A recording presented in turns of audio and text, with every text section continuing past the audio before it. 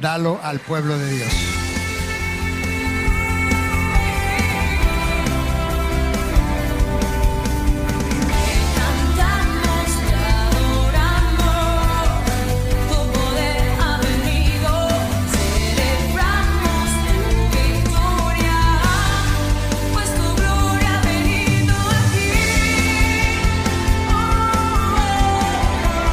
Bienvenido a Comunidad Cristiana de México.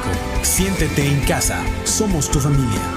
Recibamos con un fuerte aplauso la palabra de Dios. Hola, hola, buenas tardes. ¿Cómo estamos?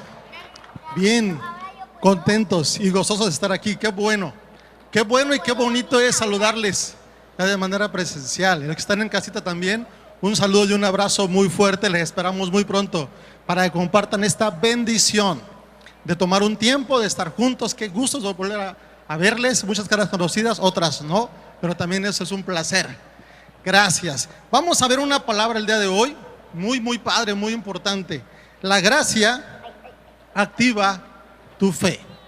Es una palabra donde vamos a conocer más acerca de la gracia. Muchas veces escuchamos esto de la gracia. La pregunta es, ¿qué es la gracia? ¿Se recibe? ¿Cómo se recibe? ¿Quién nos las da? ¿Hay un tiempo de caducidad? ¿Se puede perder? ¿Cómo funciona la gracia? ¿Qué es lo que provoca y qué hace la gracia? Hemos escuchado muchos temas, todos muy padres, muy importantes, pero este me gustó mucho porque es algo que tiene que ser de manera externa la gracia. Quiero orar, vamos a pedirle a Dios que nos bendiga en esta tarde y que esta palabra sea de parte de Dios para todos nosotros. Padre, en el nombre de Jesús, gracias por el privilegio, Señor, que permites que podamos escuchar tu palabra. Gracias, Dios.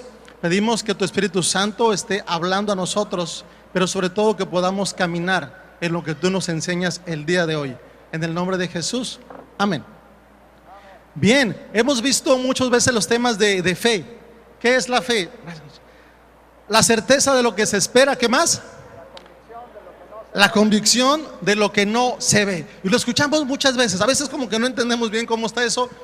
Gracias, brother. ¿Cómo es eso de que la certeza, lo que se espera, la convicción de lo que no se ve? O sea, no lo veo, pero lo debo de creer. ¿Eso es fe? Bien. Y comienzo a entender lo que es fe. Hablamos de salvación. Y la salvación entendemos que Jesús vino a salvarnos a ti y a mí. Había un acta que estaba en contra de nosotros. Jesús la tomó y la clavó en la cruz del Calvario para que tú y yo tuviéramos salvación, vida y vida en abundancia. Y escuchamos palabras de esas y decimos amén. Yo la recibo y lo estoy entendiendo. Y hablamos de la unción también. Decimos, bueno, ¿y qué es la unción? Y a veces hablamos de unción. Pero hay una alabanza por ahí ya viejita de las mías que dice por ahí, la unción está sobre mí. No la entiendo, pero la tengo. Eso es fe. Van de la mano unción y fe. Porque efectivamente a veces no entendemos qué es eso. Pero cuando sabemos que viene de parte de Dios, pues yo la recibo. Y va, es mía. Bien, hoy vamos a hablar de la gracia. Pero la gracia que activa la fe. Vemos la siguiente diapositiva. La gracia que activa la fe. Miren, en estos tiempos Dios nos ha dado de su gracia, nos mantiene firmes y constantes, con autoridad, y eso no es de nosotros, es don de Dios. Todo esto es para ser ejemplo a los demás. Me gustó mucho esta parte, familia, porque yo estoy entendiendo, cuando hablamos de salvación, dicen, la salvación es personal. Un día, tú y yo vamos a estar delante del trono de Dios. Eso es inevitable. Y cuando estemos delante del trono de Dios, va a estar Jesús en su trono, vamos a estar delante de Él nosotros, y Él nos va a preguntar, ¿qué pasó? Y no podemos decir, bueno, es que yo sí la llevaba bien, asistí a la iglesia, le echaba ganas, pero tú viste a mi tío que me metió ahí el pie y como que dejé de buscar de Dios. Y Dios va a decir, sí, yo voy con tu tío después, háblame de ti. Bueno, es que yo la llevaba bien padre, pero tú sabes que ahí mi hermano, mi pastor, mi vecino, me metieron ahí el pie y ya no le seguí. Yo voy con tu hermano, con tu pastor, con tu vecino. Háblame de ti. La salvación es personal. La salvación es para nosotros. Pero la gracia La gracia es para nosotros, sí, pero aquí hay algo muy padre, que la gracia tiene que ser reflejada a los demás. La gracia, sabemos que es un regalo de Dios. Sí, Dios nos entrega su gracia. ¿Hay una medida de gracia? Ahorita lo vamos a ver. ¿Se puede entregar más o menos gracia? Ahorita lo vamos a ver. Pero finalmente es un regalo de Dios que muchas veces no estamos entendiendo para qué es. Y qué importante es saber que hoy vamos a explicar un poquito más acerca de que la gracia nos ayuda, nos da una cobertura, nos da un revestimiento de parte de Dios, pero ese revestimiento lo tienen que ver los demás. Esa es la gracia con la que Dios nos ha bendecido, pero vamos a ir viendo para qué más funciona esa gracia. Veamos el siguiente versículo, por favor.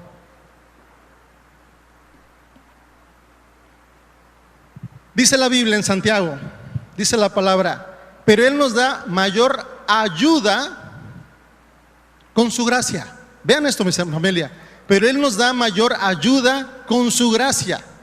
Por eso dice la Escritura, Dios se opone a los orgullosos, pero da gracia a los humildes. Ah, caray.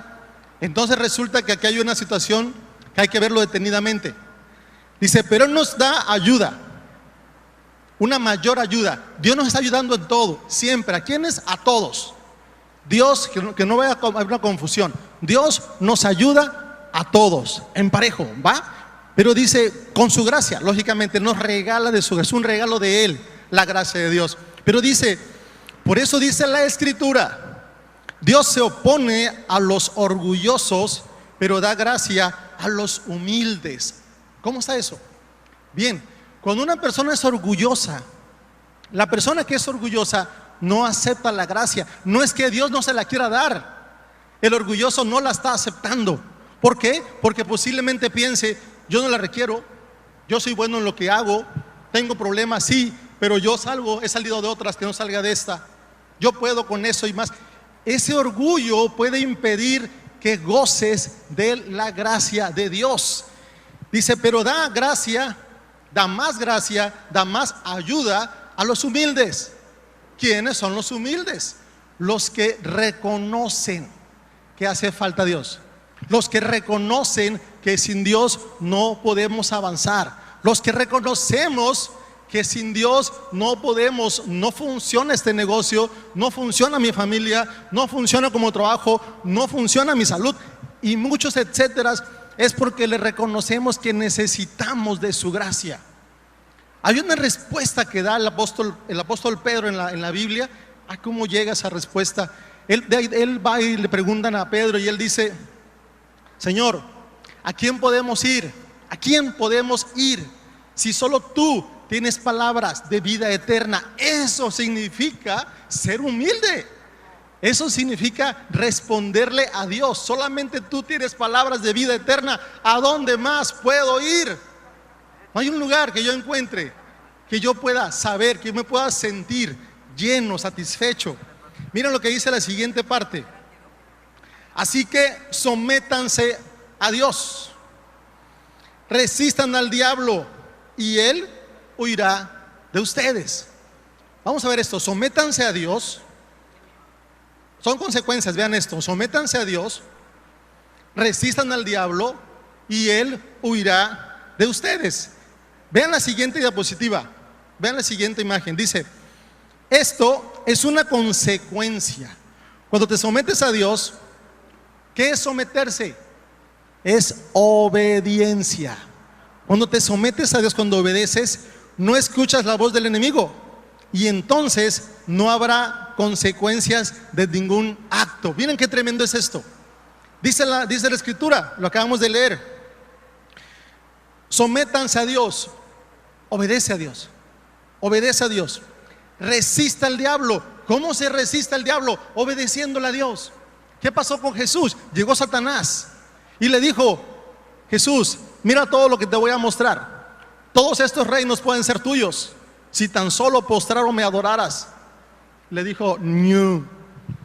Y lo volvió a hacer otra vez, tentó a Jesús y le dijo, no.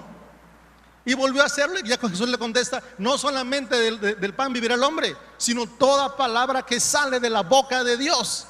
¿Qué significa? Jesús estaba en obediencia. ¿Y qué tuvo que hacer el diablo? Huyó. Jesús lo estaba resistiendo y el diablo huyó de ahí. ¿Por qué huyó el diablo? Porque no había cómo acusar. No tenía de dónde agarrarse. No había ninguna consecuencia posterior para que el diablo lo acusara. Así cuando nosotros tenemos problemas, porque todos tenemos problemas, ahorita con lo de la pandemia no minimizamos los problemas que ha pasado a nivel mundial. Decía el pastor a su momento, negocios cerrados, sin trabajo. Es cierto, sí es un problema, no voy a minimizar absolutamente nada, pero ¿por qué no pensar que es una situación que puede cambiar nuestra forma de pensar, nuestra forma de ser, nuestra forma de ver a Dios? No lo sé. Hay tantas cosas que lo podemos ver. Miren, hay un ejemplo que me gustó hace un tiempo que lo escuché y me gustó mucho.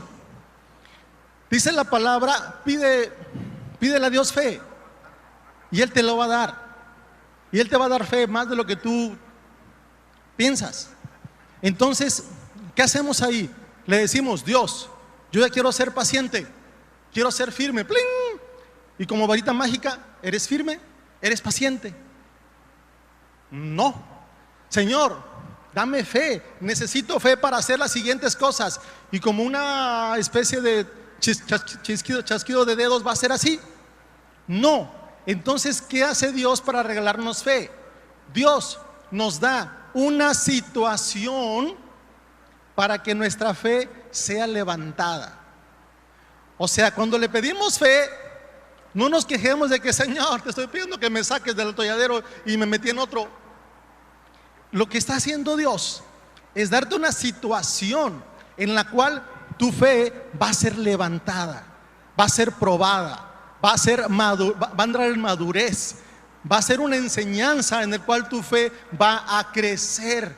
Entonces, las situaciones adversas que nos suceden, ¿por qué no verlo de esa manera? Dios está levantando mi fe, Dios está madurando mi fe. ¿Cuántas veces nos pasan cosas y decimos después: hombre, en aquel tiempo estaba yo bien amolado y estaba todo mal y mira, Dios me bendijo? Sí, pero en ese tiempo quizás no lo pensabas así. Quizás veíamos lo mal que estábamos, pero no nos imaginamos que con el tiempo Dios nos iba a dar mucho más de lo que ya teníamos. Quizás simplemente nos las pasábamos quejando y quejando y quejando, y eso no funciona. Realmente no es fácil, absolutamente nada fácil, pero nuestra boca tiene el poder grandísimo para bendecir y para maldecir. Pero entonces aquí es donde entra la gracia. La gracia, esa protección que Dios nos da, eso que Dios nos envuelve, es precisamente para que tú y yo reflejemos lo que Dios está haciendo en nosotros. Es importante que entendamos que la gracia no es nada más como la salvación, que es personal. La gracia es para que los demás, el círculo que está conmigo, familia, vecinos, trabajo, etcétera, puedan ver algo diferente en nosotros. Esa es la gracia con la que contestemos, con la que hablamos, con la que caminamos, con la que vivimos. Hay un ejemplo que leí el día de ayer, creo que se llama Arturo Ashe, algo así, un tenista que ganó Wimbledon hace algún tiempo. Él murió de SIDA. Le hicieron un trasplante de sangre en 1983 y la sangre estaba contaminada y él murió de SIDA. Y le llegaron muchas cartas a él cuando ya estaba ya convaleciente y se sentía muy mal. Y él dice que le llegó una carta que lo hizo pensar, lo hizo sentir, y contestó esa carta. Alguien le escribió: ¿por qué a ti? ¿Por qué tuviste que ser tú? De tanta gente, ¿por qué te enfermaste tú? ¿Por qué te pasó a ti? Esa carta es fuerte, porque es real. Hablando de casos que podamos entender que nos pueden pasar, porque son reales. Y él contestó esto. Dice: mira, ¿por qué a mí? No lo sé, pero sí te puedo decir algo. Hace algunos años, cuando yo comencé a jugar en mi generación, probablemente 50 millones de chavillos comenzaron a entrenar en jugar tenis. De esos 50 millones, a lo mejor 5 millones siguieron practicando, los demás abandonaron. Los otros 5 millones siguieron practicando y yo estoy ahí.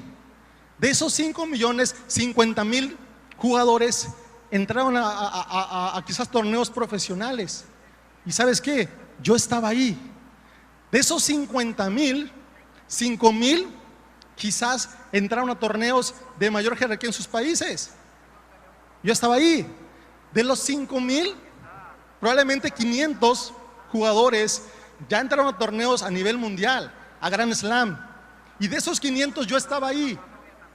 De esos 500, 50 entraron aquí a participar con Wimbledon. Y de esos 50 yo estaba ahí. De los 50 quedaron 4. De esos 4, que era la semifinal, yo estaba ahí. Pasé a la final. Y de toda esa gente que te acabo de decir, solo quedamos 2. Y de esos 2, yo gané la final. Cuando yo gané la final y celebré esa final, yo no le dije a Dios, ¿y por qué a mí? ¿Y por qué no a otro? Wow. Dale un fuerte aplauso al Rey de Reyes. Wow, es un ejemplo tremendo de alguien que está padeciendo un problema real. Quizás estamos en ese momento nosotros, ese momento grande, ese momento donde a pesar de las circunstancias estamos muy bien, tenemos a la familia, tenemos quizás un trabajo y tenemos muchas cosas que en este momento tenemos que apreciar y decir, Señor, ¿por qué a mí? Gracias porque tú me amas y por eso lo recibo y por eso estoy contento con lo que tengo ahorita. ¿Hay problemas? Sí. ¿Hay quejas? Sí. Pero recuerden eso, el orgulloso dice, yo puedo y salgo. El humilde dice, Dios, necesito de ti. Y algo va a pasar si tú y yo lo creemos. La gracia activa nuestra fe, como dice este tema. Cuando tenemos esa gracia, entonces se va a activar nuestra fe. Quiero comentar una historia que está en primera de Samuel. Solo la voy a comentar así para no irnos tan tardado. Bien, habla de Ana y Penina. Tenían un esposo que se llamaba Elcana. Penina le daba hijos, pero Ana no podía. Y Penina se burlaba de ella porque su enemigo no era ella, sino el espíritu que provocaba eso. Miren, vamos a hacer un ejemplo de la que es la gracia. Curiosamente, Ana significa gracia. Y a Ana se le olvidó la gracia. ¿Por qué se le olvidó? Porque se estaba quejando mucho. Porque decía, no es posible, la otra sí tiene muchos hijos y yo no puedo tener un hijo. Pero esa oración es excelente. Sí, se tiene que orar, sí. Pero Ana se estaba no orando, estaba quejándose con Dios. Estaba como culpando a Dios de la situación que ella estaba viviendo. Y a veces nos pasa también a nosotros. Muchas veces situaciones que estamos pasando, repito, estamos en un momento que no ha terminado. Según mañana entra el semáforo amarillo, no lo sé. Pero bueno, ahí vamos. Sin embargo, decía ahorita el pastor Salvador, ¿cuántos negocios, cuántas personas se han quedado sin trabajo? Es cierto. Y a veces nos estamos quejando, pero quejando contra Dios. Aquí la oración es diferente. Ana significa gracia. Y quizás la gracia se le estaba olvidando que cuando oramos a Dios tenemos que hacerlo de una manera diferente. Nuestra actitud debe de ser de una manera diferente. No dejamos de orar, no, claro que no. ¿Sabemos que Dios va a respondernos? Sí. Entonces mejor dejamos de orar. No, seguimos orando, no hay que confundirnos. Simplemente que la oración no sea una queja, que sea una oración que salga de nuestro corazón, saber que Dios tiene en sus manos mi oración, pero que también Él tiene el tiempo y el momento en que me va a contestar esa oración. Él sabe cuánto, Él es Dios. Él es Dios, Él sabe cuándo va a contestarnos. Pero vean lo que sigue en el siguiente diapositiva, por favor. Vean este pasaje, está tremendo, tremendo. Dice la Biblia, asegúrense de que nadie deje de alcanzar la gracia de Dios. Nadie deje de alcanzar la gracia de Dios. De que ninguna raíz amarga brote y cause dificultades y corrompa a muchos. Wow. Entonces ¿Qué está pasando aquí? ¿Se pierde la gracia entonces? Vean lo que pasa. Estaba Ana llorando, quejándose de lo mal que lo estaba pasando. Llega el esposo, el Cana, y le dice: mujer, tranquila, ¿qué pasa? ¿No hay hijos? Está bien. ¿Que no soy yo mejor que 10 hijos? ¿Ves que dice el esposo? ¿Que no soy yo mejor que 10 hijos? Van a entender, no necesito 10. Con que estemos tú y yo bien me es suficiente. Pero Ana decía: es que yo quiero un chamaco y no hay. Y en una de esas que a veces nos llega la revelación, la unción, la gracia, le llegó a Gracia, que es Ana, y cambió la oración. Dice la Biblia que estaba ella orando y se veía solo como el mover de sus labios. Era diferente la oración. Ya no se estaba quejando, estaba orando en voz baja, sabiendo que Dios escucha, no importa la intensidad de la voz, Dios te escucha. Hasta le dice el Cana: ¿andas tomadita? ¿Qué te pasó? ¿Por qué hablas así? Perdón. Llega el sacerdote Elí y le dice: Ana, tu oración ha sido contestada, vas a tener un hijo. Dios hablándole al sacerdote Elí, que en ese momento él estaba ahí, y se acerca para decirle: Dios ha escuchado tu oración y vas a tener un hijo. Ese mismo año tiene a su primer bebé. ¿Y saben quién fue? Samuel, el gran Samuel. ¿Qué significa? Dios escucha. Amén. Dale un fuerte aplauso al Rey de Reyes.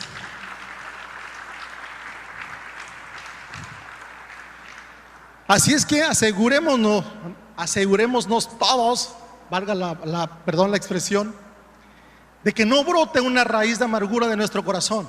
¿Por qué? Porque cuando nos brota una raíz de amargura, quizás dice aquí, pues probablemente dejemos de alcanzar la gracia. O sea, enojado no funciona. En 2 palabras, enojados no nos van a salir las cosas. Enojados y reclamándole a Dios, esto no funciona así. El día que seamos humildes y oremos de esa manera, entonces va a cambiar la situación. Mientras estemos enfadados, enojados y quejándonos e indirecta o hasta inconscientemente echándole la culpa a Dios, así no funciona. Dios mira aquí, Dios mira el corazón. Sabemos y hablamos, es que los frutos del Espíritu son importantes: amor, gozo, paz, paciencia, benignidad, bondad, fe, mansedumbre, templanza. Sobre tales cuales cosas no hay ley. Y podemos sabernos muchas cosas de la Biblia, pero si tenemos una actitud equivocada, no funciona nada. No va a jalar, no va a encender ese motor. Necesitamos tener las formas para poder hacer las cosas bien y correctamente. Dice el siguiente diapositiva: significa que puedo dejar de alcanzar la gracia de Dios por causa de la amargura. No la quita Dios, aclaro. Uno deja de alcanzarla. No dice la palabra Dios te la quite, no te da nunca más. Dice, puedes dejar de alcanzarla por causa de la amargura. Wow, eso es tremendo, pero también es real y está en la Biblia, lo predicamos. Y entonces la gracia es tan importante, que la gracia finalmente nos está ayudando a avanzar, a caminar, a entender, pero sobre todo la gracia es el reflejo de lo que tú y yo somos en lo íntimo y sale a lo exterior. La gracia es lo que tú y yo somos en lo íntimo y se refleja al exterior. Amén. Hay otra diapositiva, dice: si estás en una posición parecida, primero es importante reconocerlo, tener el valor de aceptar que necesitamos ayuda de lo alto. Ahí Dios te promete la victoria. Ahí Dios te promete la victoria. Hay un apóstol de nombre Pablo. El apóstol Pablo muchas veces fue criticado. A veces se le intentó hacer menos, porque él no estuvo entre los 12 discípulos. Sabemos que él llegó después. Él fue perseguidor de la iglesia y perseguidor de Cristo. sabemos, conocemos lo que dice la Biblia, pero a él como que se le decía, pero tú no estuviste ahí, tú no lo veías, nosotros vivimos con él, tú no estabas ahí, y sintió esa situación de incomodidad, por llamarlo de una manera. Hablamos de un apóstol, fariseo de fariseos, un maestro de la ley, sabía tremendo, conocimiento tremendo, y en un pasaje de la Biblia él dice, yo todo este conocimiento, todo lo aviento como desecho, como basura, con tal de poder acercarme y conocer más de ese amor de Dios. Él quitaba todo su conocimiento y con tal de acercarme más a las cosas espirituales, de conocer de Dios. Y vemos un apóstol que sufrió, que fue apedreado, fue latigado, naufragio y pasó por muchas cosas. Eso no significa que él no haya tenido gracia, no es por ahí. Significa que Dios lo estuvo haciendo muy, muy fuerte, porque como un varón como este era necesario tener un carácter como el que tenía Pablo para poder avanzar y poder predicar el evangelio a donde él andaba. Este pasaje demuestra muchas cosas y habla mucho de él. Dice la Biblia en el siguiente pasaje, dice, pero por la gracia de Dios soy lo que soy, y la gracia que él me concedió no fue infructuosa. Otra vez, ¿la qué? La gracia que él me concedió no fue infructuosa. Al contrario, he trabajado más, con más tesón que todos ellos. Yo imagino que los apóstoles, ¿qué pasó? Estamos comiendo tranquilos.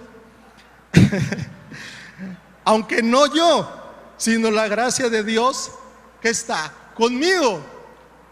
Se enfrenta a ellos, le dice, hey, yo he trabajado más. No. Allá vamos hablando claro, vamos hablando ya así, como debe de ser. Yo he trabajado más que ustedes, ¿ok? Vamos a eso, yo estoy trabajando más. Pero sí reconoce y dice, esperen. Pero, no yo, la gracia que Dios me ha dado. O sea, ¿cuál es el tema de hoy? La gracia activa la fe. Entonces este hombre estaba lleno de gracia para poder trabajar y echarle un chorro de ganas. ¿Por qué de repente, me han preguntado alguna vez a un hermano que no veían mucho tiempo y me dice, oye, hace 25 años te conocí y me dice, ¿te acuerdas que éramos fulano y perengano? ¿Y dónde están? Y la verdad con tristeza dije, no sé. Y me preguntaba por uno más, decía, no, creo que ya, no, iba a decir una cosa mala. Dije, no sé qué ha sido. Y eso finalmente es triste cuando vas viendo que muchos se están quedando. ¿Por qué se están quedando? No lo sé, quizás están en otro lugar y están mejor, pero algunos han dejado de tener la gracia, han dejado de alcanzar la gracia y se han quedado. Y se vuelve estadística. Yo creo que ni tú ni yo queremos ser esa estadística. Tú y yo estamos convencidos de que este llamado a nuestras vidas es irrevocable y que tú y yo estamos listos, puestos, firmes y constantes para seguir adelante en todo. Amén. Firmes y constantes en todo lo que tengamos aquí enfrente. No seremos estadísticas en el nombre de Jesús. Dice el siguiente pasaje. ¿Y qué es lo que hace la gracia? Vamos desmenuzando la gracia. Vean lo que hace la gracia. Lo dice la palabra. Dice, sanen a los enfermos, resuciten a los muertos, limpien de su enfermedad a los que tienen lepra o COVID, expulsen a los demonios.